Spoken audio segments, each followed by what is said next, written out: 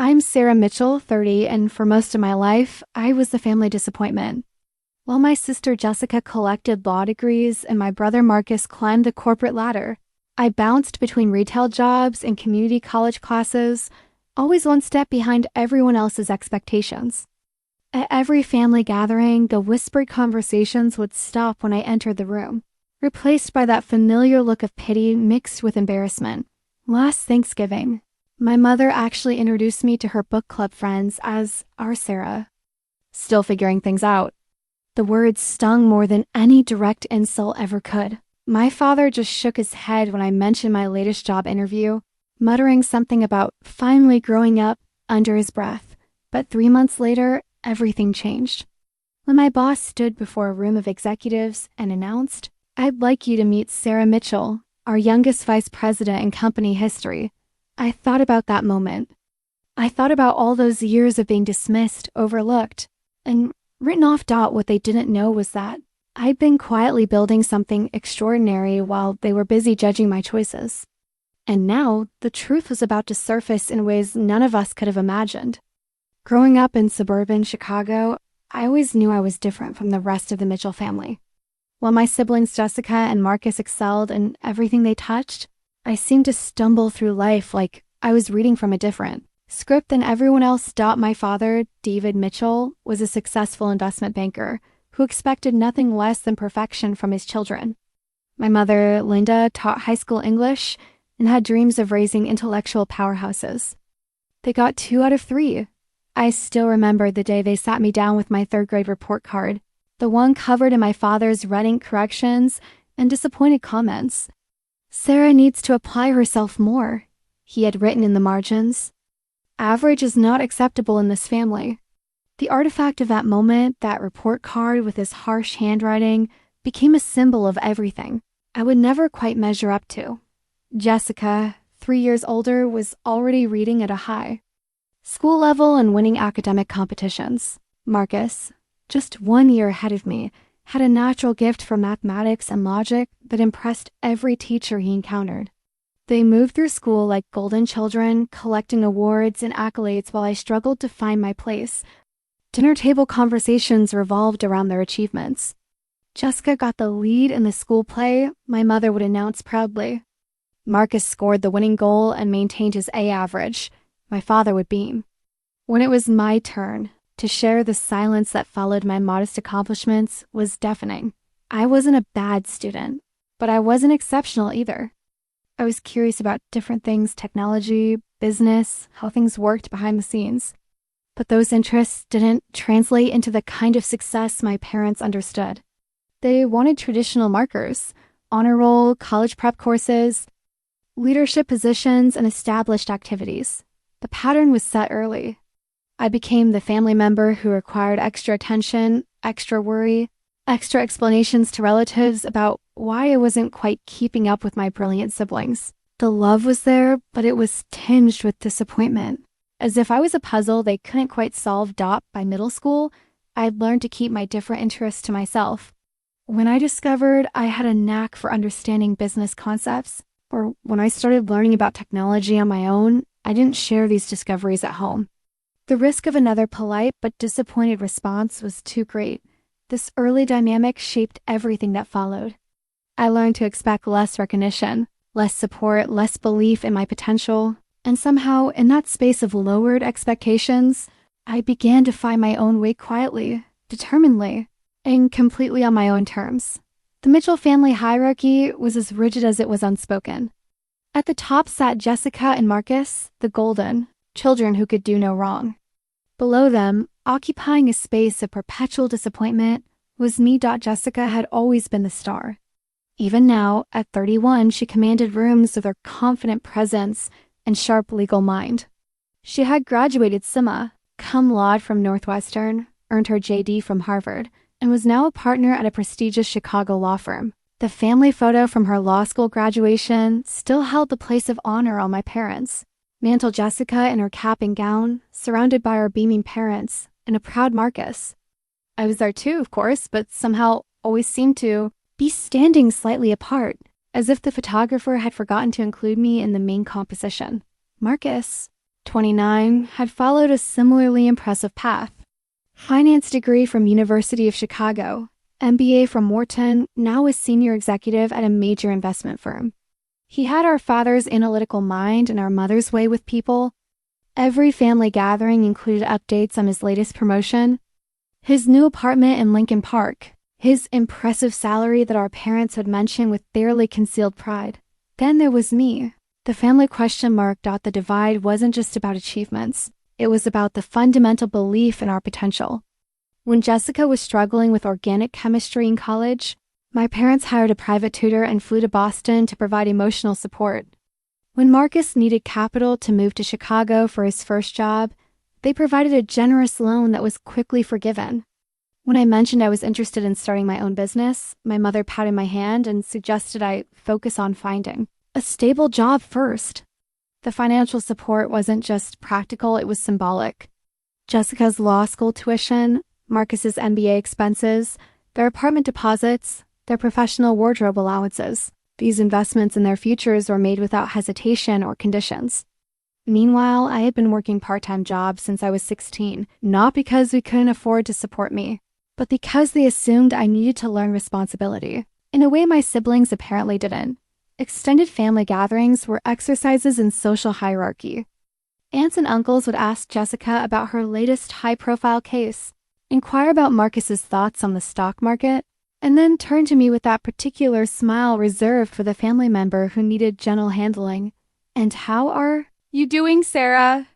They would ask, their tone suggesting they expected to hear about my latest struggle rather than any success. I learned to dread these gatherings. The conversations that stopped when I entered the room, the way relatives would lower their voices when discussing my siblings' achievements, as if my presence might somehow diminish their shine. The questions about my plans, asked with genuine concern but underlying skepticism about my ability to execute them. The worst part wasn't the lack of recognition. It was the way my differentness was treated as a problem, to be solved rather than a strength to be cultivated. My interest in technology was seen as a phase. My entrepreneurial ideas were dismissed as unrealistic. My preference for learning through experience rather than traditional academics was viewed as a character flaw. But what they didn't understand was that their lack of belief was teaching me something valuable: self-reliance. While Jessica and Marcus thrived on family approval and support, I was learning to validate my own choices, to trust my own judgment, to build something that didn't require their understanding or permission, the hierarchy that was meant to motivate me toward their definition of success was actually creating something entirely different, a person who would define success on her own terms, with or without their approval. The turning point came during my junior year of community college, when I realized I was never going to be what my family expected me to be, and that maybe that was okay. I'd been struggling through general education requirements, taking classes that felt disconnected from anything I actually wanted to do with my life. My parents had made it clear that a 4-year degree was non-negotiable, but they'd also made it clear that they weren't particularly optimistic about my chances of success in any meaningful career. That's when I discovered something that would change everything. I had a gift for understanding how businesses worked, not from a textbook perspective, but from the ground up. While working part-time at a local electronics store, I started noticing patterns in customer behavior, inefficiencies in inventory management, opportunities for improvement that management was missing. Instead of just complaining about these issues like my coworkers, I started documenting them. I created spreadsheets tracking sales patterns, wrote proposals for better customer service protocols, and developed ideas for expanding the store's online presence. When I finally worked up the courage to present these ideas to my manager, he was impressed enough to implement several of them.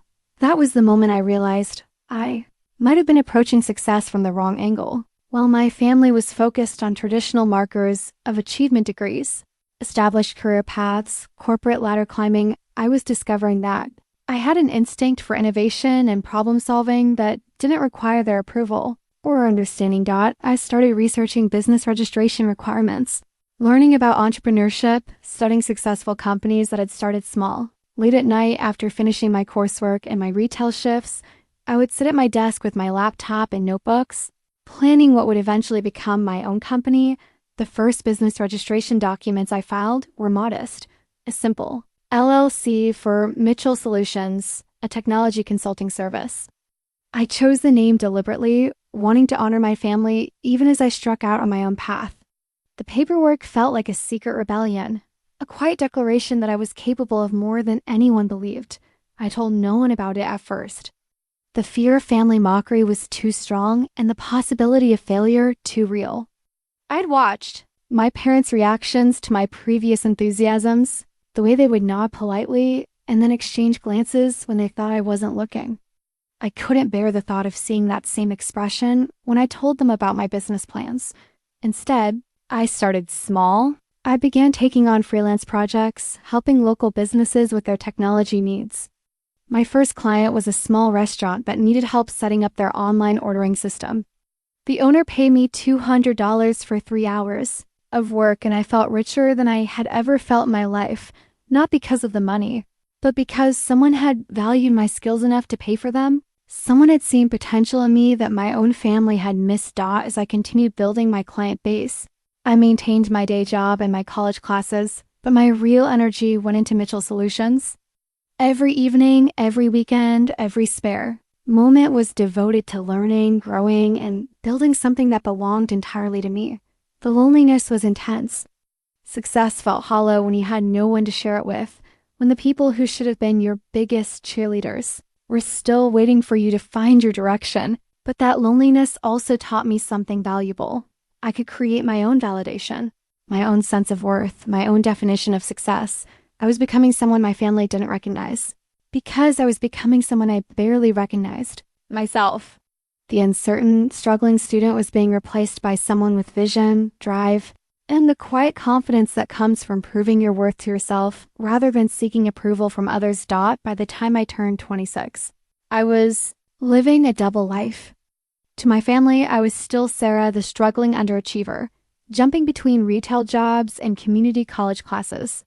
To my growing roster of clients, I was Sarah Mitchell, the tech consultant who could solve problems they didn't even know they had. The bank statements I carefully filed away told a story my family never saw. Monthly deposits that started at a few $100s had grown to several thousand. The revenue from Mitchell Solutions was becoming substantial, but I continued working my day job at the electronics store, maintaining the facade of financial struggle that my family expected. This secrecy wasn't just about fear of their reaction. It was about protecting something precious. My business was the first thing in my life that belonged entirely to me, free from their opinions, their expectations, their well-meaning but suffocating concern. I created something they couldn't diminish with their disappointment or accidentally sabotage with their advice. Working multiple jobs while building a business was exhausting. I would clock out from the electronics store at 6, grab dinner from whatever fast food place was convenient, and then spend the evening working on client projects.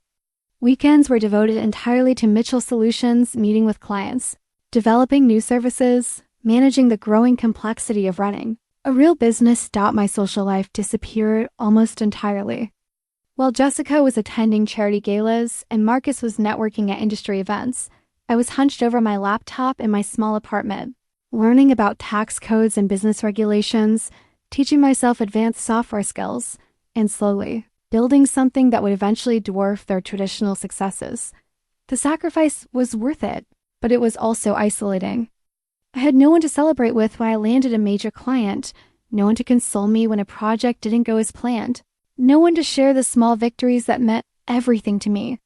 My family's continued dismissal during this period was particularly painful because I was achieving things they would have been proud of if they had known about them. Family dinners became exercises in careful omission. When they asked about my day, I would mention the electronics store but skip the consultation meeting I'd had with a local manufacturing company. When they expressed concern about my financial stability, I would nod and agree that retail work was unpredictable, while knowing that my business income was becoming more reliable than any traditional job. The strategic decision to remain under the radar was becoming more difficult as my success grew. I was being invited to industry events, mentioned in local business publications, and recognized by other entrepreneurs as someone worth knowing. But accepting these opportunities meant risking exposure, so I carefully curated my public presence. To remain invisible to my family's social circles, the emotional cost was significant. Success without recognition felt incomplete, like winning a race with no one watching. I found myself desperate for validation from the people who mattered. Most to me, even as I was proving to myself that I didn't need their approval to succeed, but perhaps that was the point. I was learning to derive satisfaction from the work itself, from the problems I solved, from the businesses I helped improve. I was developing an internal compass that didn't require external validation, even though I still craved it the most.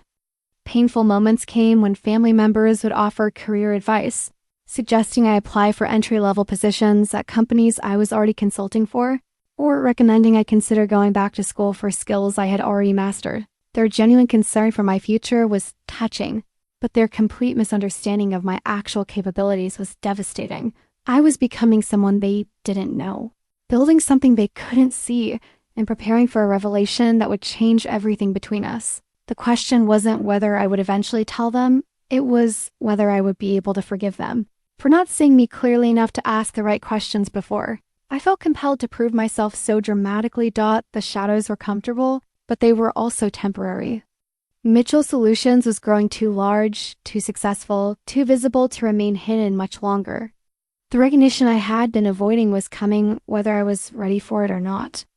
The contract that changed everything was worth $2.3 million. I still remember the moment the email arrived, confirming that Henderson Manufacturing had accepted my proposal for a comprehensive technology overhaul. I stared at the numbers on my laptop screen, reading them over and over, unable to quite believe what I was seeing. This wasn't just another small business consultation.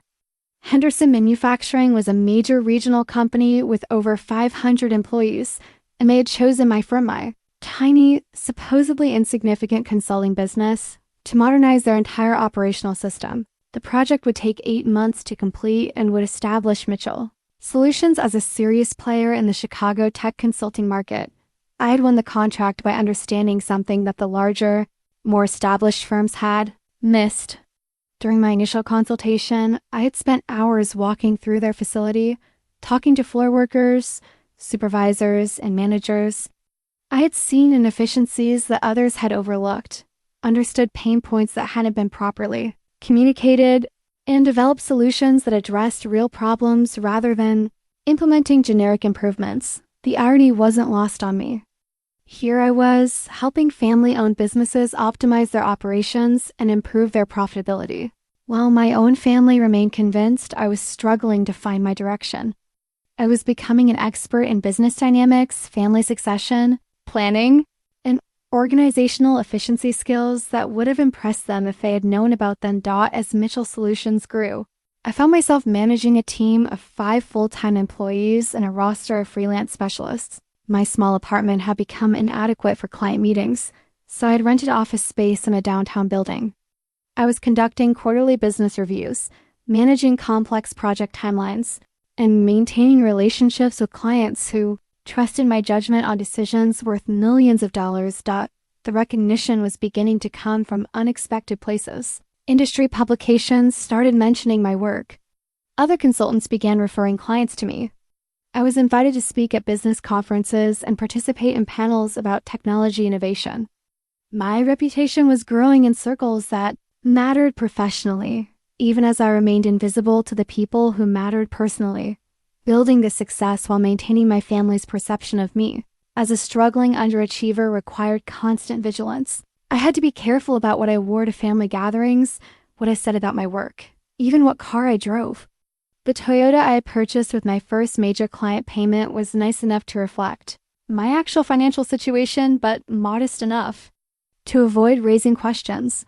The psychological burden was becoming overwhelming. I was living as 2 different people, the successful entrepreneur who commanded respect in professional settings, and the disappointing daughter who still needed career guidance at family dinners. The disconnect was exhausting, but it was also revealing something important about my family's fundamental assumptions about me. They had formed their opinions about my potential so early, and held them so firmly that they couldn't see evidence to the contrary even when it was right in front of them. When I mentioned working late, they assumed I was struggling with basic retail tasks. When I appeared tired, they attributed it to my inability to manage simple responsibilities rather than the complex demands of running a growing business. The most painful realization was that their lack of curiosity about my actual life was a form of dismissal. They weren't asking probing questions about my work because they had already decided the answers weren't worth knowing. They had categorized me as the family member who needed help rather than the one who might have something valuable to offer. This dynamic was creating a growing resentment that I struggled to acknowledge. Part of me wanted to maintain their love and acceptance, even if it meant accepting their diminished expectations. But another part of me was becoming angry at their willful blindness, their refusal to see me as I actually was, rather than as they had decided I should be. The Henderson manufacturing contract was more than a business success. It was proof that I had built something substantial, something that would soon be too large and too visible to remain hidden. I was about to be forced into a revelation that would challenge everything my family thought they knew about me. And I wasn't sure any of us were prepared for what that would mean. The Thanksgiving that changed everything started like all the others. I arrived at my parents' house in Evanston carrying a store-bought pie and the familiar weight of dreaded family interactions. Jessica was already there with her lawyer boyfriend, discussing some high-profile case over wine. Marcus had driven in from the city, regaling our parents with stories about his latest promotion and the new condo he was considering. I had just completed the Henderson manufacturing contract setup and was days away from signing 2 additional major clients, but as I sat at my childhood dinner table, I felt like I was 16, again uncertain, defensive, and somehow always apologizing for taking up space. The evening took its usual course. Jessica dominated the conversation with legal anecdotes that showcased her intelligence and success. Marcus provided market analysis that had our father nodding appreciatively. When the conversation turned to me, the familiar pattern emerged. "Sarah's still working at that electronics store?" My mother explained to Jessica's boyfriend, as if I weren't sitting right there. "She's been taking some business classes, trying to figure out what she wants to do." The way she said it made it sound like I was exploring career options as a hobby rather than running a company that was about to break 7 figures in annual revenue. But the real blow came when my mother's book club friends stopped by for dessert. I had been dreading this moment since I'd seen their names on the guest list my mother had handwritten weeks earlier, complete with little notes about their grandchildren's achievements and their own professional successes. These women were my mother's social circle, and I knew I was about to become the cautionary tale. "This is Jessica, our lawyer," my mother announced proudly. "And this is Marcus. He's doing incredibly well in finance." They nodded approvingly, asking the right questions, making the right impressed sounds. Then her voice changed, taking on that particular tone reserved for disappointing news that required gentle handling. "And this is our Sarah," she said, her smile tightening almost imperceptibly. "She's still figuring things out." Those 5 words, "she's still figuring things out," landed like a physical blow.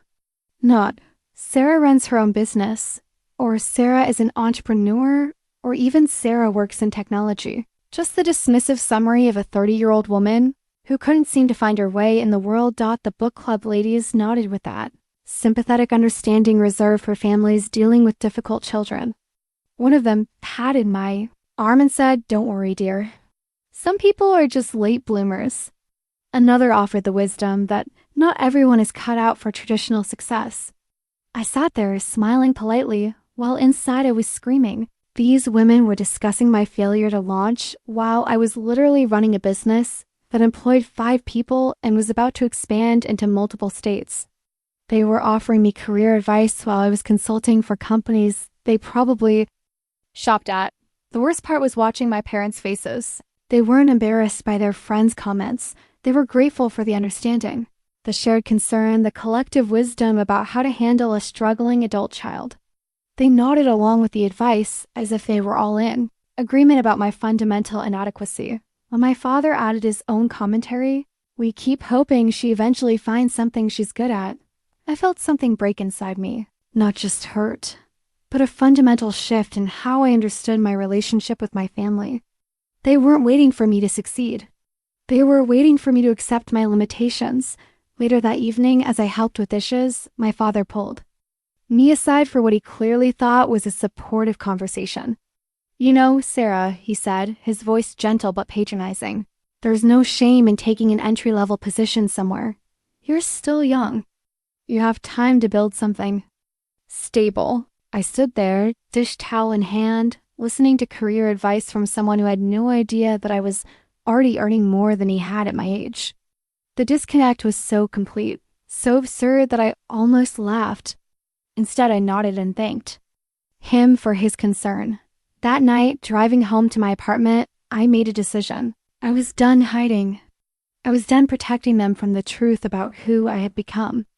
I was done accepting their diminished expectations as some kind of loving concern. Humiliation I'd felt at that dinner table wasn't just about their words. It was about my own complicity in maintaining a fiction that was damaging to all of us. They couldn't see me because I hadn't let them see me. They couldn't celebrate my success because I had kept it hidden from them. But that was about to change. The quiet determination that had built Mitchell Solutions was about to be directed towards something more personal, showing my family exactly who I had become, and letting them reckon with the person they had failed to see. The call came on a Tuesday morning in January, 5 months after that devastating Thanksgiving dinner. I was reviewing quarterly financial reports when my assistant informed me that James Chen, CEO of Tech Forward Solutions, wanted to schedule a meeting. Tech Forward was a major player in the Chicago tech scene, the kind of company that acquired smaller firms to expand their service offerings. I had heard of acquisition conversations before. Other consultants had warned me that success in our industry often attracted attention from larger firms looking to absorb talent and client bases. But I'd never imagined it would happen to Mitchell Solutions. We were successful, but we were still small, still growing, still figuring out our place in the market. The initial meeting was scheduled for their downtown offices, a gleaming tower that made my modest business space seem quaint by comparison. James Chen turned out to be a soft-spoken man in his 50s who had built Tech Forward from a startup into a regional powerhouse. He had done his homework on Mitchell Solutions, knew our client roster, understood our growth trajectory, and had clearly been watching our success with interest. "We're not looking to absorb your company," he explained during that first meeting. "We're looking to integrate your expertise into our organization while maintaining your operational independence. We want you to continue doing what you're doing, but with the resources and support structure of a larger firm." The numbers he presented were staggering.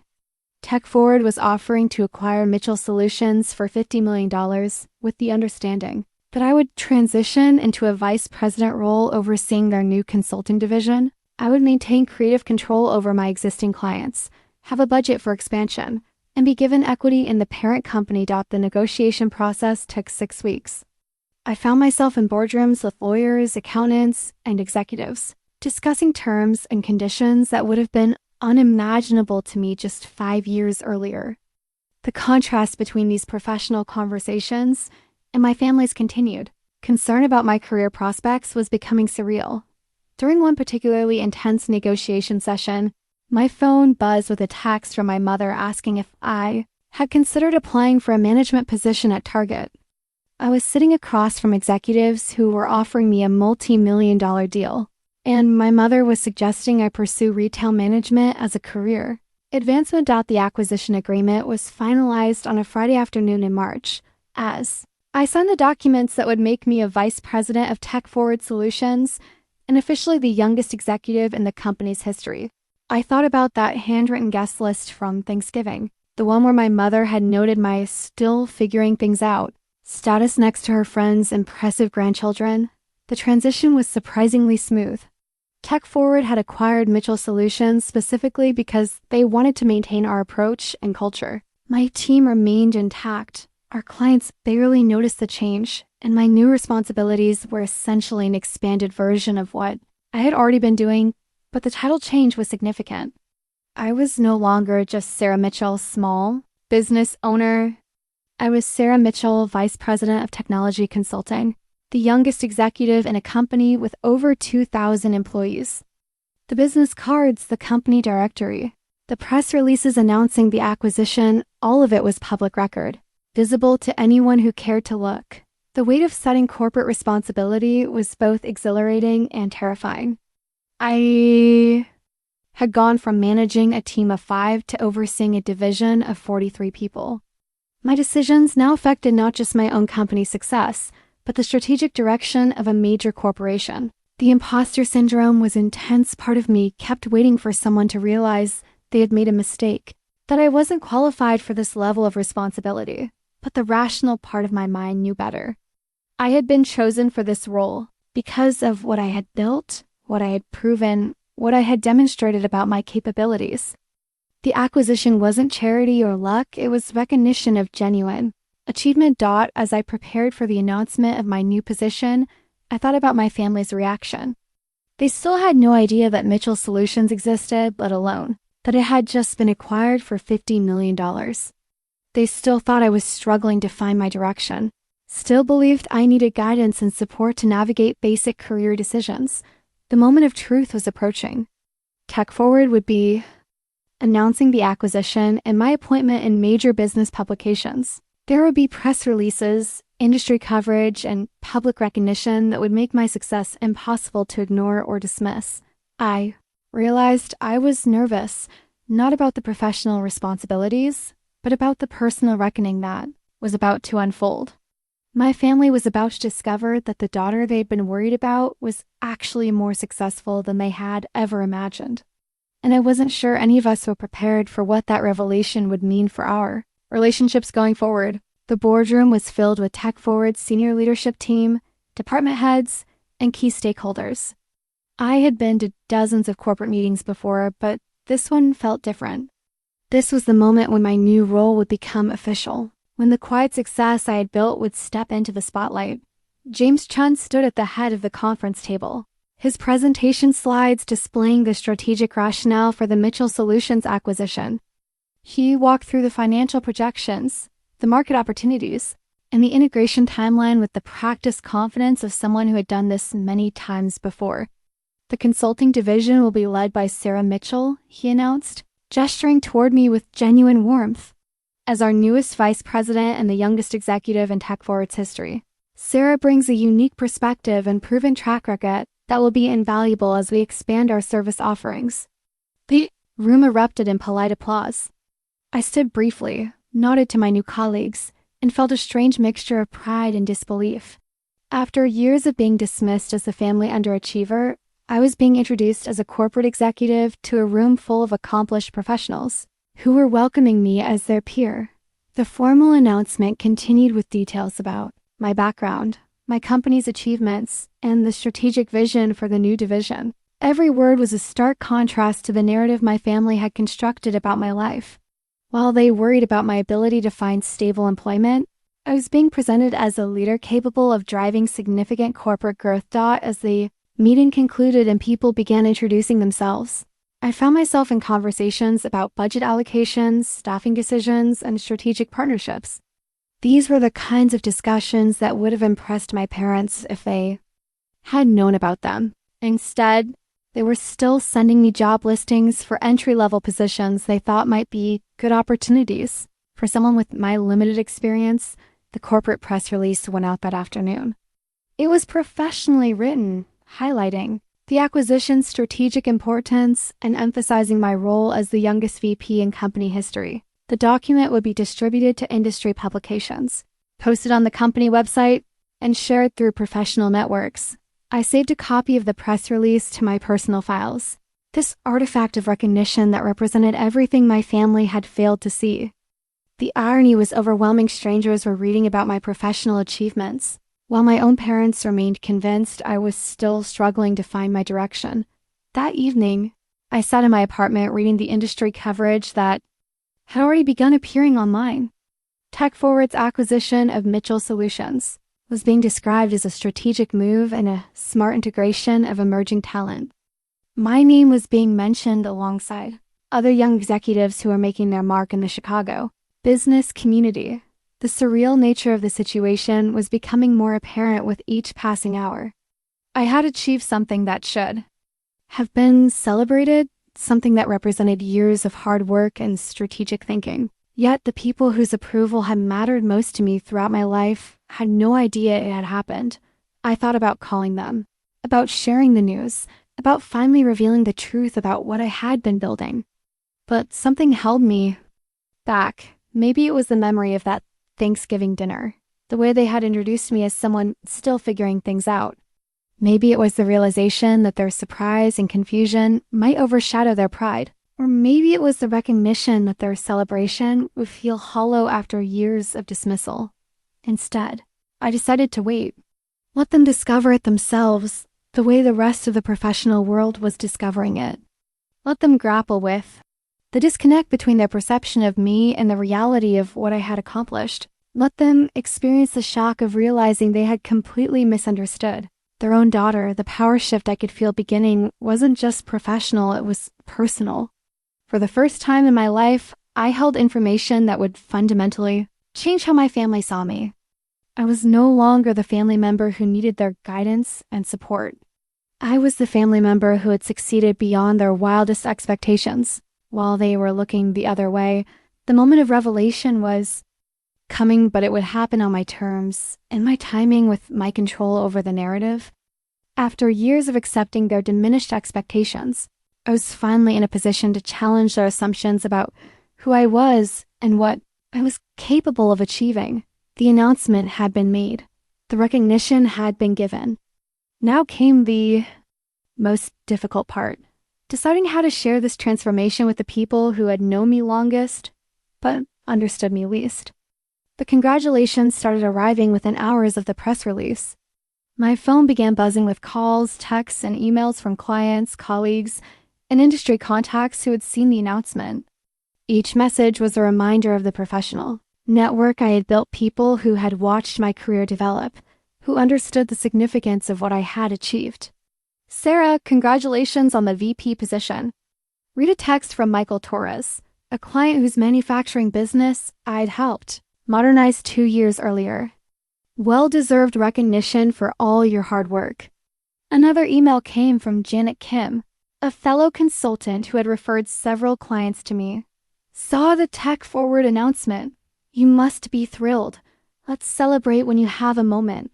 The phone records from that day would later serve as a stark reminder of who had been paying attention to my career and who hadn't. Dozens of professional contacts reached out to congratulate me, to express their admiration for my success, to acknowledge the achievement that the press release represented. My family's silence was deafening. Not a single call, text, or email from any of them. Not from my parents, not from Jessica, not from Marcus. The announcement had been public, distributed through channels that anyone could access.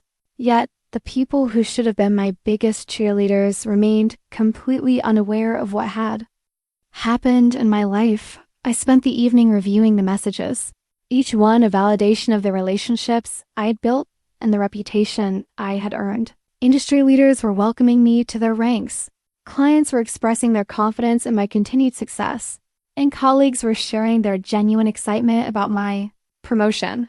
But the absence of family recognition was becoming impossible to ignore. I had achieved something that should have been major news in our household, yet their continued silence suggested they had no idea it had happened. They weren't deliberately ignoring my success. They simply weren't paying attention to the right places to notice it. The irony was crushing. Strangers were celebrating my achievement while my own parents remained convinced I needed career guidance. People I had known for 2 years were more aware of my professional trajectory than family members who had known me my entire life. I realized that their lack of awareness wasn't just about missing a press release. It was about a fundamental disconnect between their perception of me and the reality of who I had become. They had categorized me so definitively as the struggling family member that they couldn't see evidence to the contrary. Even when it was being published in business journals, the growing confidence I felt in my new position was being tempered by the recognition that my family's surprise would be total and potentially overwhelming. They weren't just going to learn that I had gotten a promotion. They were going to discover that I had been running a successful business for years, that I had built something substantial enough to be acquired for millions of dollars, that I had been living an entirely different life than they had imagined. As I prepared for bed that night, my phone continued to buzz with congratulatory messages. Each notification was a reminder of the professional respect I had earned and the personal isolation I had created by keeping my success hidden from the people who mattered most. The decision to let them discover the truth themselves was becoming more complicated as the reality of that discovery approached. How do you tell your family that you've been successful beyond their wildest dreams while they were worried about your ability to find stable employment?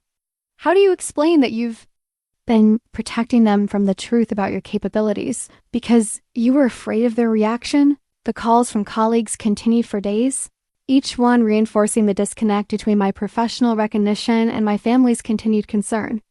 I was being welcomed into executive circles while my mother was still leaving voicemails, asking if I needed help with my resume. The moment of truth was approaching, and I was beginning to understand that it would be as shocking for them as it had been validating for me. They were about to learn that their assumptions about me had been completely wrong, and I wasn't sure any of us were prepared for what that revelation would do to our relationships. The call came on a Thursday evening, exactly 1 week after the press release. I was reviewing budget proposals for my new division when my phone rang with Jessica's name on the screen. Something in the tone of her voice immediately told me that the family's blissful ignorance of my success had finally come to an end. "Sarah," she said, her voice carefully controlled in that way that meant she was struggling to process information. "I need to ask you something, and I need you to be completely honest with me.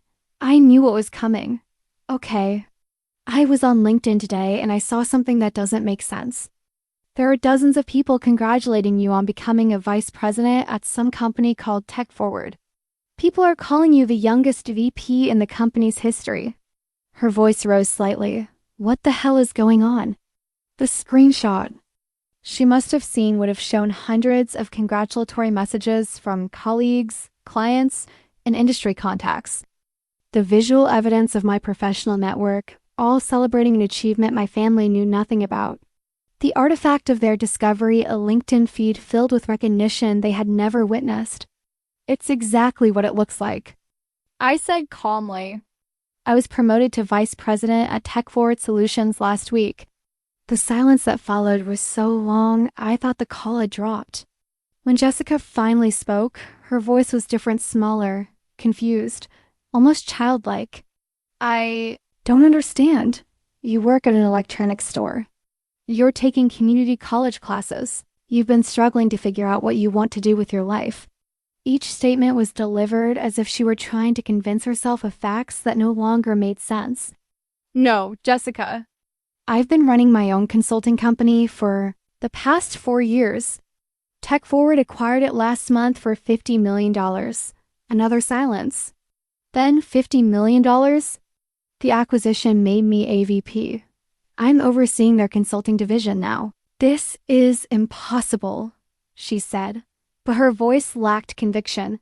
"Mom and Dad think you're still working retail. We've all been worried about you, thinking you needed help figuring out your career. I know what you've been thinking. How long?" she asked. "How long have you been lying to us?" The accusation stung, even though I had been expecting it. "I haven't been lying. I just haven't been sharing everything." "Sarah, this is insane. You let us think you were struggling while you were building some kind of business empire? Why would you do that?" Before I could answer, I heard her calling out to someone in the background. Marcus, get over here.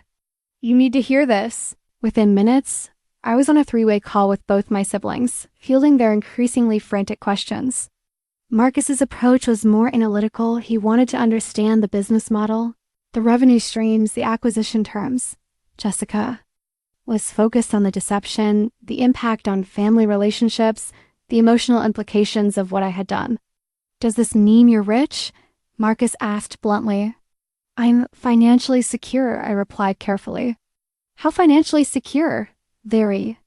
The conversation continued for over an hour, with both of them trying to reconcile the sister they thought they knew with the person I was revealing myself to be. They wanted details about clients, about revenue, about my day-to-day responsibilities. They wanted to understand how I had built something so substantial while appearing to struggle with basic career decisions. But mostly, they wanted to understand why I had hidden it from them. "We're your family," Jessica said, her voice breaking. "Slightly. We're supposed to support each other. How could you not tell us about something this huge?" "When would I have told you?" I asked. "At Thanksgiving, when Mom introduced me as someone still figuring things out? During one of Dad's lectures about finding stable employment? When you were giving me career advice about entry-level positions?" The question hung in the air because they all knew the answer. They had been so certain about my limitations that they had never created space for a different narrative. "We need to tell Mom and Dad," Marcus said finally. "No," I said firmly. "I'll tell them myself. When? When I'm ready." By the time we hung up, my siblings were in a state of shock that would take days to process. They had built their entire understanding of family dynamics around the assumption that I was the struggling member who needed guidance and support. Learning that I was actually more successful than either of them had achieved at my age was forcing them to reconsider everything. They thought they knew about me, about themselves, and about our family relationships. The discovery phase had begun, and there was no going back.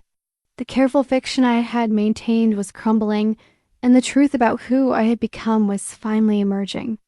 What remained to be seen was whether our relationships could survive the revelation that I had been fundamentally different from who they thought I was. The family meeting was called for Sunday afternoon at my parents' house. Jessica had insisted we needed to address the elephant in the room, though I suspected she meant the herd of elephants that had been accumulating for years. My phone had been buzzing all weekend with text messages from various family members, awkward attempts at apology, confused expressions of pride, and desperate requests for explanations. The thread of messages told its own story. Jessica's initial shock had given way to defensive justifications. "We always supported you.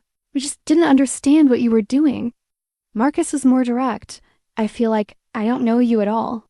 My mother's messages were a mixture of hurt and confusion. "Why didn't you trust us enough to share this with us?" But it was my father's text that cut deepest. "I'm proud of what you've accomplished, but I'm confused about why you felt you couldn't tell us." I arrived at their house, carrying a folder of documents, business registration papers, client contracts, financial statements, press coverage. The artifacts of success that I'd never shared, now serving as evidence in what felt like a trial where I was simultaneously the defendant and the chief witness. They were already assembled in the living room when I walked in, sitting in the same configurations they had occupied during countless family discussions over the years. But the dynamic was different now. The usual hierarchy, Jessica and Marcus as the successful children, me as the struggling one, had been shattered. "Before anyone says anything," I began, settling into the chair I had occupied during so many uncomfortable conversations, "I want you to understand that I didn't do this to hurt anyone. I did it to protect something that was important to me." My mother spoke first, her voice careful and measured. "Sarah, we're trying to understand. We love you and we're proud of what you've accomplished. But we're also hurt that you felt you couldn't share this with us. When would I have shared it?" I asked, the question I'd been rehearsing all weekend.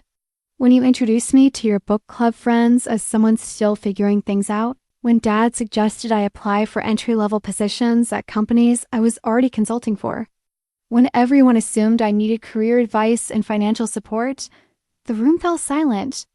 My father shifted uncomfortably, recognizing his own words. Being reflected back at him, Jessica tried to take control of the conversation, falling back into her lawyer mode. "We understand that you felt unsupported, but hiding something this significant from your family was a choice that affected all of us. We've been worried about you, trying to help you, while you were actually more successful than any of us realized." "Exactly," I said. "You were worried about me because you had decided I was someone who needed worrying about. You were trying to help me because you had concluded I was incapable of helping myself. None of that was based on actually asking me what I was doing or what I needed." Marcus leaned forward, his analytical mind engaging with the problem. "But Sarah, we asked you about work all the time. You told us you were working retail. I was working retail. I was also running a consulting business that was generating millions of dollars in revenue. You only heard the part that confirmed what you already believed about me. My mother's eyes were filling with tears. We failed you, she said quietly. We failed to see who you really were. No, I said, surprised by the gentleness in my own voice. You failed to ask who I was becoming. You got so comfortable with your version of me that you stopped being curious about the real me. The conversation that followed was perhaps the most honest our family had ever had. They asked about the business, about my clients, about the acquisition. They wanted to understand the timeline, the financial details, the scope of what I had built, but they also asked harder questions about trust, about communication, about the emotional distance that had grown between us. My father's admission was the most difficult to hear. I realize now that I stopped believing in your potential, he said, his voice breaking slightly. I thought I was being realistic about your limitations, but I was actually limiting your possibilities. Jessica struggled with the competitive implications. As the family star, she had built her identity around being the most successful Mitchell child. Learning that I had quietly surpassed her achievements was forcing her to reconsider not just our relationship, but her own sense of self. Worth. Marcus was more philosophical about it. I feel like I missed out on knowing my own sister, he said. All these years, I thought I was the successful sibling who should be giving you advice. I never thought to ask if you might have something to teach me. The apologies came in waves, each family member trying to express their regret while also processing their confusion. They were genuinely sorry for underestimating me, but they were also struggling to understand how they had been so wrong about someone they loved. What happens now? My mother asked as the afternoon wore on. That depends, I said. Do you want to know who I actually am, or do you want to keep relating to who you thought I was? It was a fair question, and one that would take time to answer. The reckoning had begun, but the real work of rebuilding our relationships on a foundation of truth rather than assumption was just starting. They had to decide whether they were ready to see me as I really was, and I had to decide whether I was ready to let them. The questions started immediately and continued for weeks. My family had years of assumptions to unpack, and they approached the task with the methodical thoroughness that had made Jessica a successful lawyer and Marcus a successful analyst. But these weren't legal briefs or financial models they were trying to understand. This was their own daughter and sister, and their confusion was both touching and painful to witness. My mother called first, the day after our family meeting. Sarah, I've been thinking about that business plan you mentioned. Do you still have it? I'd love to see what you were thinking 5 years ago. I still had a detailed 20-page document outlining my vision for Mitchell Solutions, complete with market analysis, financial projections, and growth strategies. I'd written it during late nights in my small apartment, fueled by determination and the quiet belief that I could build something significant. The document was both naive and prescient, showing a young entrepreneur's optimism tempered by genuine business insight. When I shared it with her, she spent an hour on the phone asking detailed questions about my reasoning, my research, my timeline. This is sophisticated work, she said, and I could hear the wonder in her voice. You were thinking like a CEO when you were 25. I was thinking like someone who wanted to prove herself. I corrected. The business plan became a revelation for my parents because it showed that my success hadn't been accidental or lucky.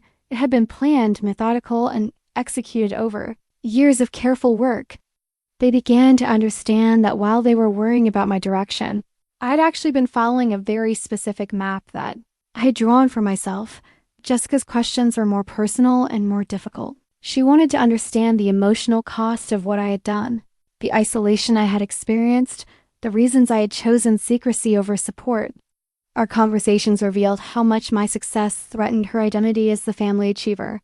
I don't understand how you manage the stress, she said during one of our long phone calls. Building a business while pretending to struggle, that must have been exhausting. It was, I admitted, but it was also liberating. For the first time in my life, I was succeeding at something without having to worry about living up to your expectations or disappointing your assumptions. Marcus approached the situation like a puzzle to be solved. He wanted to understand the business mechanics, the client acquisition strategies, the financial management. But he also wanted to understand how I managed to compartmentalize so effectively. The most impressive part isn't the business success, he told me. It's the emotional discipline it took to maintain two completely different versions of yourself. I don't think I could have done it. My father's questions were the hardest to answer because they forced me to confront the depth of his misunderstanding.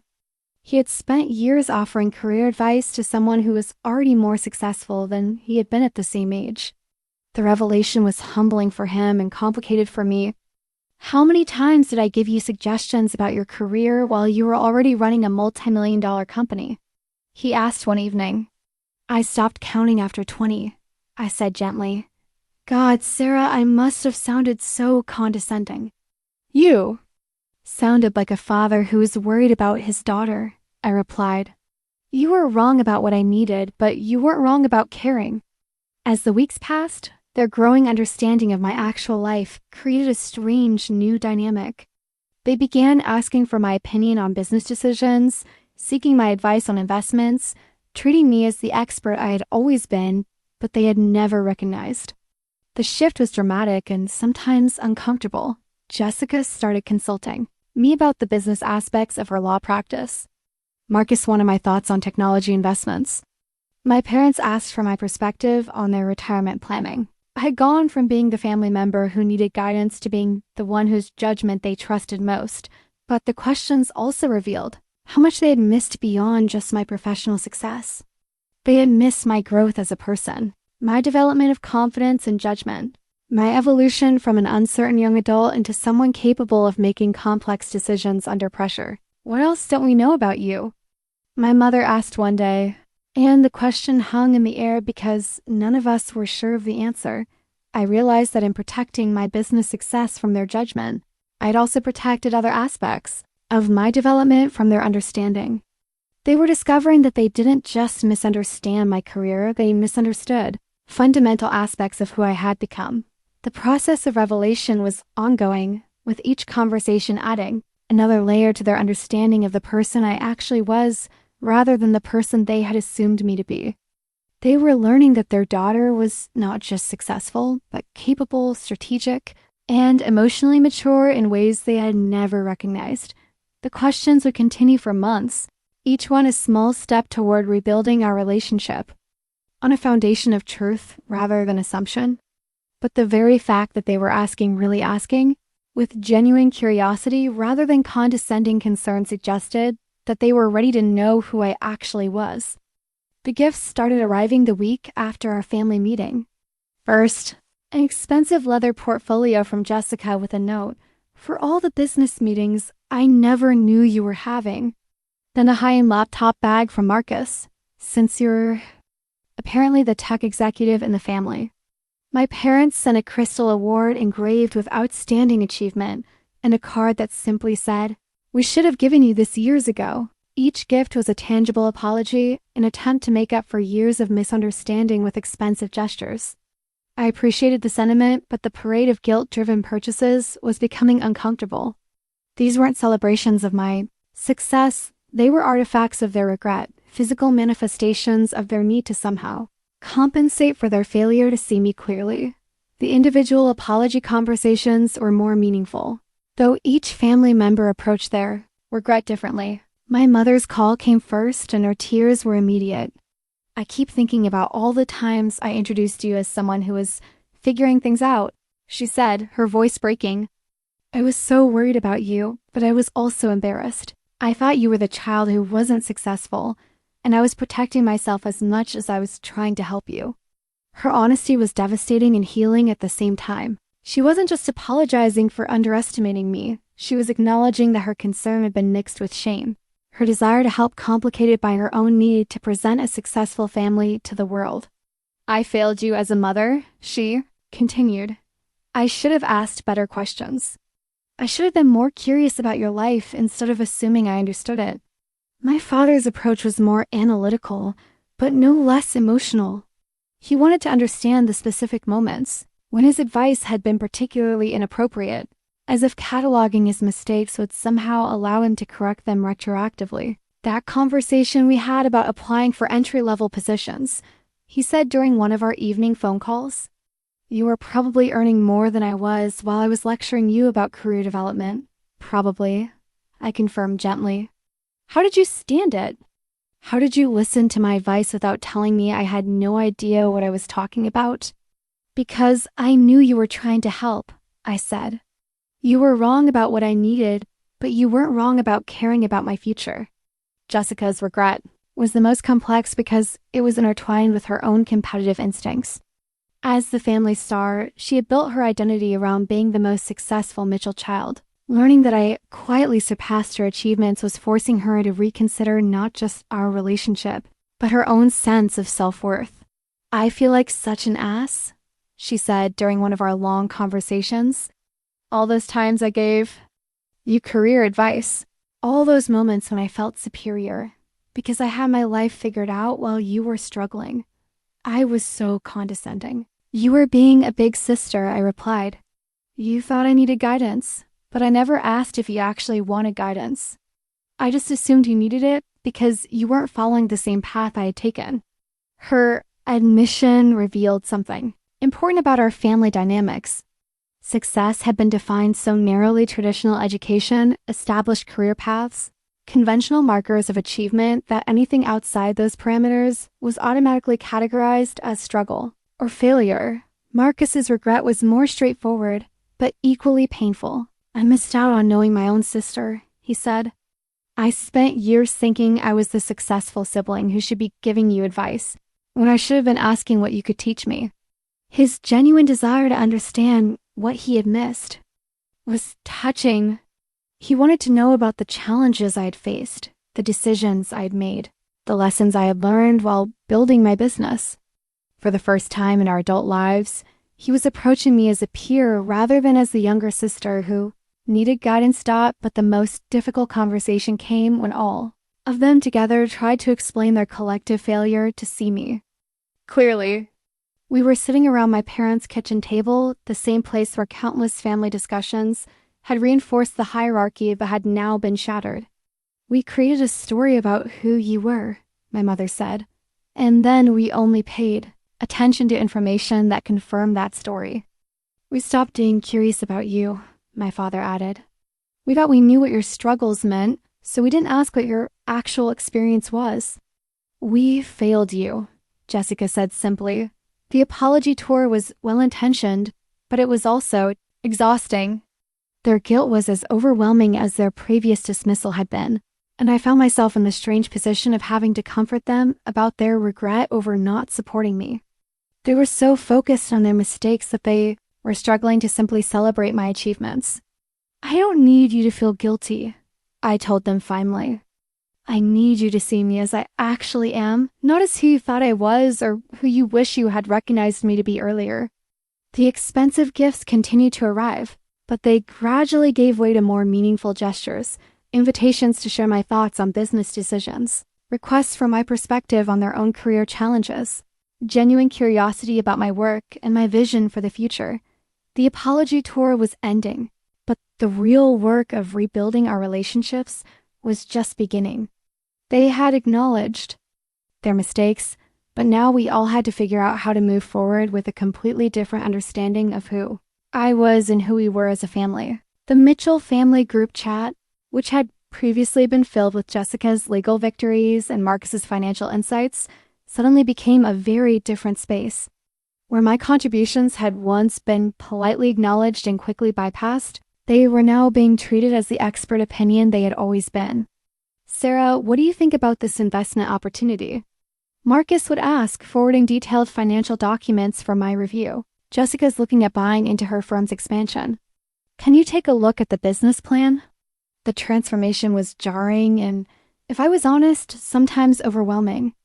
I had gone from being the family member whose opinions were gently dismissed to being the one whose judgment everyone sought.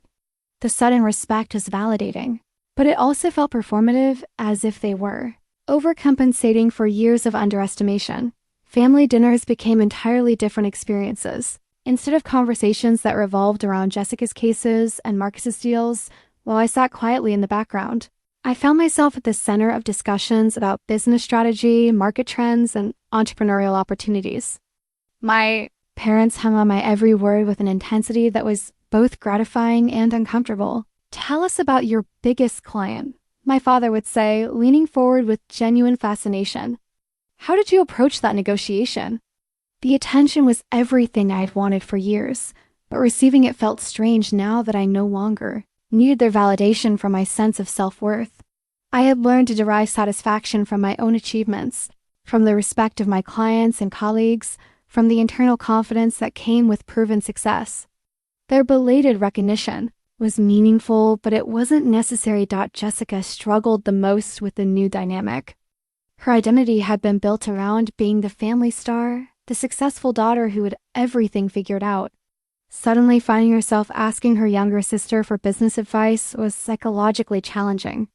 Our conversations became careful dances around her discomfort with role reversal. "I never thought of you as competition before," she admitted during one of our coffee meetings. "Now I realize that you weren't just not competing, you were already winning." Marcus adapted more easily, perhaps because his analytical mind could process the change as new information to be integrated rather than a threat to his identity. He was genuinely curious about my methods, my decision-making process, my vision for future growth. "I want to understand how you think about risk," he said during one family dinner. "Your approach to building the business was so different from anything I learned in business school." But the most significant change was in my parents' behavior. They'd spent years treating me as the child and needed guidance and protection.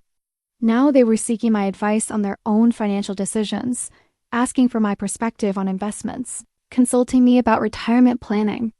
"We're thinking about selling the house and downsizing," my mother said during one of our phone calls. "What do you think about the current real estate market?" The question was both a request for expertise and an acknowledgement of my judgment, something they had never sought before. But it also highlighted how much they still didn't understand about the scope of my knowledge and capabilities. Extended family gatherings became exercises in explaining my transformation to relatives who had known me as the struggling Mitchell child. My aunts and uncles, who had spent years offering gentle encouragement about finding my direction, now asked detailed questions about my business strategy and leadership philosophy. "We had no idea," my Aunt Carol said at a family barbecue. "Your parents always made it sound like you were having trouble finding your way."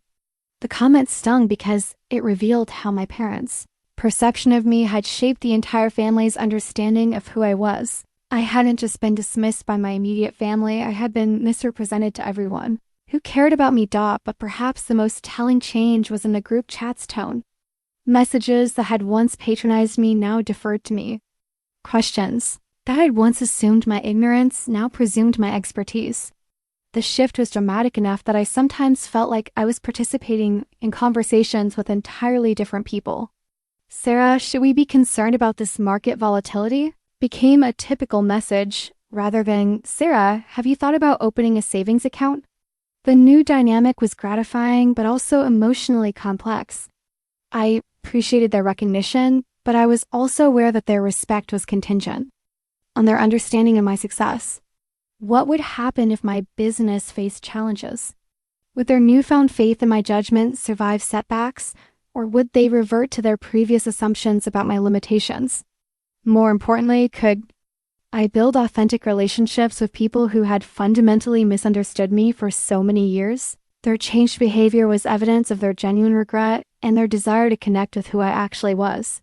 But it was also a reminder of how conditional their support had always been present when I succeeded in ways they understood, absent when I was building something they couldn't see. The family dynamic had shifted, but the deeper questions about trust, understanding, and authentic connection remained unresolved.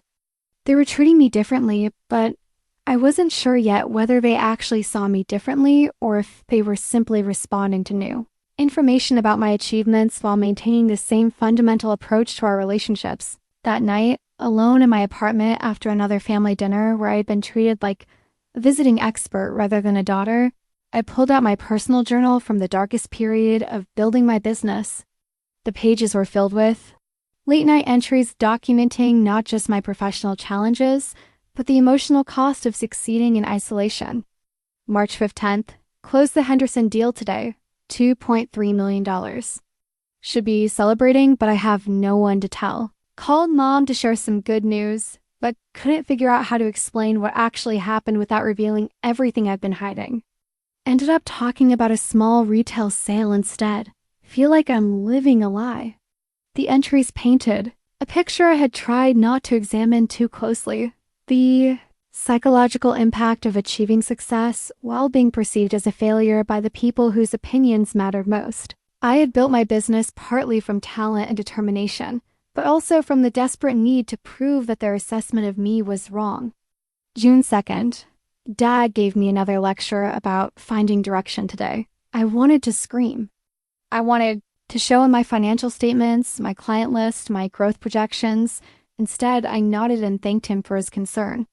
I'm becoming two different people, and I don't know which one is real anymore. Reading those entries now, I could see how my family's rejection had shaped not just my drive for success, but my relationship with that success. I hadn't been building a business simply because I enjoyed entrepreneurship. I had been building proof that I was worthy of respect, evidence that their dismissal of me had been wrong. The realization was disturbing because it meant that my achievements, as substantial as they were, had been partially motivated by pain rather than pure ambition. I had been so focused on proving them wrong that I hadn't always been focused on proving myself right. My success was real, but the emotional foundation beneath it was more complicated than I had wanted to acknowledge. August 10th, Jessica called. To brag about her latest case, part of me wanted to congratulate her genuinely, but mostly I felt angry. She gets recognition for everything she does while I'm building something 10 times more significant in complete silence. I hate feeling competitive with my own sister, but I can't help it. The journal revealed the depth of resentment I'd been carrying, feelings I had suppressed in order to maintain family relationships. I hadn't just been hurt by their lack of support. I had been angry about it, bitter about the unfairness of constantly having to prove myself. While my siblings were celebrated for more conventional achievements, but the most painful entries were the ones that showed how their treatment had affected my ability to trust my own judgment. Despite my business success, despite the evidence of my capabilities, I had continued to doubt myself because the people who should have believed in me most didn't. October 3rd, client meeting went incredibly well. They're expanding the contract by 40%. But driving home, all I could think about was Dad's comment last week about how I still haven't found my calling. Maybe he's right. Maybe this is all luck. Maybe I'm not as good at this as I think I am. The contradiction was stark. I was succeeding in measurable, objective ways while simultaneously questioning my competence, because my family's lack of confidence had become internalized self-doubt. Their inability to see my potential had made me wonder if that potential was real even when I was actively proving it through my achievements. The emotional scars went deeper than just hurt feelings or damaged pride. Years of being dismissed had created trust issues that extended beyond my family relationships. If the people who knew me best couldn't see my capabilities, how could I trust my own perceptions? If my own parents couldn't recognize my achievements, maybe those achievements weren't as significant as I thought they were. December 18th. Sometimes I wonder what would have happened if I had just told them everything from the beginning. Would they have been supportive? Would their belief in me have made the journey easier? Or would their lack of understanding have undermined my confidence before I had a chance to prove myself? I'll never know, and that uncertainty is its own kind of grief. That entry captured something I had been avoiding. The grief of missed opportunities for authentic support and shared celebration. I had protected my success from their dismissal, but I had also protected it from their potential pride. I would never know what their genuine support might have looked like because I had never given them the chance to offer it. The cost of achieving recognition through proving them wrong was becoming clear. I had succeeded, but I had also spent years feeling disconnected from the people I loved most. I had built something extraordinary while feeling emotionally impoverished. I had gained professional respect while losing familial intimacy. The deeper truth was that my family's belated recognition, while validating, couldn't heal the wounds that had been created during the years of dismissal. Their pride now felt hollow, because it was based on information they should have sought years earlier. Their respect felt conditional because it was tied to achievements they could understand rather than acceptance of who I was as a person. I had wanted their approval for so long that I had forgotten to question whether their approval was worth wanting. Now that I had it, I realized that what I had really needed was their curiosity, their faith in my potential, their willingness to see me as I was rather than as they expected me to be. The journal entries ended with a question I still couldn't answer. How do you forgive people for not seeing you clearly when part of you believes they might have been right to dismiss you in the first place? The decision about how to move forward with my family came gradually, through a series of small moments that clarified what I needed and what I was willing to give. The turning point came when I received a thank you card from Maya, a young entrepreneur. I had been mentoring through a program for overlooked business founders. Sarah, the card read, "Thank you for believing in me when no one else did. Your mentorship program gave me the confidence to pursue my ideas even when my family thought I was wasting my time. You saw potential in me that I couldn't see in myself." Reading Maya's words, I realized that my experience with family dismissal had given me something valuable, the ability to recognize potential in people who didn't fit traditional molds of success. I understood the isolation of building something while being misunderstood, the frustration of having your capabilities questioned by people who should support you unconditionally. The mentorship program had started informally, with me offering guidance to young entrepreneurs who reminded me of my earlier self. But it had evolved into something more structured, a network of support for people whose families, like mine, couldn't see their potential clearly. Working with these emerging entrepreneurs helped me understand that my pain could serve a purpose beyond personal vindication. I could use my experience to prevent others from feeling the isolation I had experienced, to provide the recognition and support that I had been forced to generate for myself. I want to establish clear boundaries going forward, I told my family during our next gathering. I'm grateful that you want to be more involved in my life, but I need our relationships to be based on who I actually am, not on your guilt about who you thought I was. The conversation that followed was uncomfortable but necessary. I explained that their sudden deference to my judgment felt as inauthentic as their previous dismissal had been hurtful. I didn't want to be treated as a business guru whose every opinion was valuable. I wanted to be treated as their daughter and sister whose thoughts and feelings mattered regardless of my professional achievements. I need you to be curious about me as a person, not just impressed by me as a success story, I said. I need you to care about my emotional well-being, not just my financial accomplishments. I need you to see that my worth isn't determined by my ability to exceed your expectations. My mother was the first to understand what I was asking for. We've been so focused on celebrating what we miss that we're still missing what's important now, she said. You're right. We're treating you like a stranger we're trying to impress instead of our daughter we want to know better. The boundaries I established weren't punitive, they were protective. I would share my professional successes with them, but I wouldn't accept their guilt-driven overcompensation as genuine connection.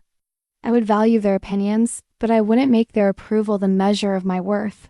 I would forgive their past misunderstanding, but I wouldn't pretend it hadn't affected our relationship. Most importantly, I committed to breaking the cycle with future generations. My mentorship program became a formal initiative, funded through Tech Forward and focused on supporting young entrepreneurs whose potential was being overlooked by traditional support systems. If my family couldn't see my worth initially, I could at least ensure that other young people had advocates who recognized their capabilities before they had to prove them. Through dramatic success, the program's mission statement became my personal manifesto. Every person deserves to have their potential recognized before they're forced to prove it alone. Jessica surprised me by volunteering to help with the legal aspects of the program. I want to understand what support looks like, she said. I want to learn how to see potential instead of just celebrating achievement after it's already been proven. Marcus contributed his financial expertise, helping program participants understand business fundamentals and investment strategies. I realized I've been waiting for people to succeed before I take them seriously, he admitted. That's backwards. The support should come before the success, not after. My parents became the program's biggest advocates, using their social networks to identify young entrepreneurs who needed mentorship. They approached this work with the enthusiasm they had never shown for my early business efforts, and I chose to see their commitment as evidence of genuine growth rather than as a reminder of what I had missed. The choice I made was complex but clear. I would maintain relationships with my family, but those relationships would be built on new terms. I would forgive their failure to see me clearly, but I wouldn't forget the lessons that failure had taught me. I would accept their love and support, but I wouldn't make their approval the foundation of my self-worth. Most importantly, I would use my experience to ensure that others didn't have to choose between family relationships and authentic self-expression. The pain I had experienced could become purpose. The isolation could become empathy. The struggle could become strength, not just for me, but for anyone whose potential was being overlooked by people who claimed to love them. The choice wasn't about forgiveness or resentment. It was about transformation. I could turn my experience of being unseen into a commitment to seeing others clearly. My experience of being dismissed into a dedication to recognizing potential wherever it appeared. My experience of succeeding alone into a mission to ensure that no one else had to prove their worth in isolation. The healing wasn't complete, and perhaps it never would be, but the choice to move forward with purpose rather than bitterness felt like the beginning of something new, not just for my family relationships, but for my understanding of what success could mean when it was shared rather than hoarded, celebrated. Rather than hidden, used to lift others rather than just to prove personal worth. 1 year later, I sat in my new office overlooking downtown Chicago, reviewing the business card that had just arrived from the printer. Sarah Mitchell, founder and CEO, Mitchell Innovations. The decision to leave my VP position at Tech Forward and launch my own company had surprised my family, but this time, their surprise came with questions rather than assumptions. What's your vision for the new company? My father had asked when I told them about my plans. How can we support you during the transition? My mother had added. The difference in their response was subtle but significant. Instead of worrying about my ability to succeed, they were curious about my strategy for success. Instead of offering unsolicited advice, they were asking how they could help. The shift represented more than just changed behavior. It represented a fundamental change in how they saw me and how they understood their role in my life. The new company was thriving. 6 months after launch, Mitchell Innovations had secured contracts with 12 major clients and was expanding into new markets. But more importantly, the company's culture reflected the lessons I had learned about recognition and support. Every employee was encouraged to pursue innovative ideas. Every contribution was acknowledged, and potential was cultivated rather than just rewarded after it had been proven. My family relationships had evolved into something more authentic than what we had shared before. Jessica and I met monthly for coffee, conversations that focused on our actual experiences rather than the roles we had been assigned in the family hierarchy. She was learning to see me as a peer and mentor rather than as the younger sister who needed guidance. Marcus had become one of my closest advisors, offering financial insights while seeking my perspective on his own career decisions. The competitive dynamic that had defined our relationship had been replaced by genuine collaboration and mutual respect. My parents had embraced their role as supporters rather than directors of my career. They attended business events when I invited them, celebrated my achievements without overcompensating for past oversights, and asked thoughtful questions about my work and my goals. They had learned to see parental love as curiosity and support rather than concern and correction. But perhaps the most meaningful change was in how we talked about the past. The period of secrecy and misunderstanding had become a shared lesson rather than a source of ongoing guilt or resentment. We all understood that it had been a failure of communication and perception, not a failure of love or intention. "I'm proud of who you've become," my mother said during one of our recent phone calls, "but I'm also proud of who you always were." I just wish I had seen it clearly at the time. The mentorship program had grown beyond my initial vision, with over 200 participants and a waiting list of young entrepreneurs seeking support. The thank you notes and success stories I received each week reminded me that my experience of being overlooked had served a purpose. Beyond personal vindication, it had created empathy and understanding that could help others avoid the isolation I had experienced. Maya, the young entrepreneur whose thank you card had helped clarify my path forward, had just secured her first major investment round. Her business plan included a commitment to mentoring other overlooked entrepreneurs, creating a ripple effect of recognition and support that extended far beyond what I could accomplish alone. The business card on my desk represented more than professional achievement. It represented the completion of a journey from seeking approval to creating value, from proving worth to recognizing worth in others, from succeeding alone to succeeding in community. The phone rang, interrupting my reflection. It was my father calling with a question about an investment opportunity he was considering. But the conversation quickly moved beyond business to more personal topics: how I was feeling about the company's growth, what I was learning about leadership, what I was hoping to achieve in the coming year. "I'm proud of you," he said as the call ended, but this time the words felt different. They weren't an apology for past oversights or an overcompensation for previous lack of support. They were simply a father's recognition of his daughter's character and capabilities, offered without conditions or comparisons. After hanging up, I looked out at the city that had been the backdrop for my transformation from dismissed daughter to successful entrepreneur to purposeful leader. The journey hadn't been easy, but it had been necessary. The pain of being unseen had taught me the importance of seeing others clearly.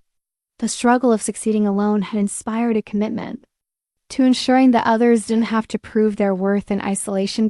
My family had finally learned to see me as I was rather than as they expected me to be, but more importantly, I had learned to value my own judgment over their approval, to build authentic relationships based on truth rather than performance, and to use my success as a platform for recognizing and supporting others rather than just as proof of my personal worth. The resolution wasn't perfect. Family relationships never are.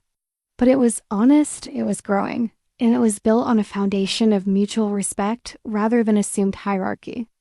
My family had called me a failure, but that failure had taught me lessons about resilience, empathy, and purpose that no conventional success could have provided. I was no longer the youngest VP in anyone's history. I was something better, the founder of a company that valued potential over pedigree, the leader of a movement that recognized worth before it was proven, and the daughter of a family that had learned to love through curiosity rather than concern. The business card on my desk was just paper and ink, but it represented something more valuable than any title or achievement: the peace that comes from being seen clearly, the satisfaction that comes from seeing others clearly in return, and the hope that comes from breaking cycles of misunderstanding. For future generations, that was success worth celebrating.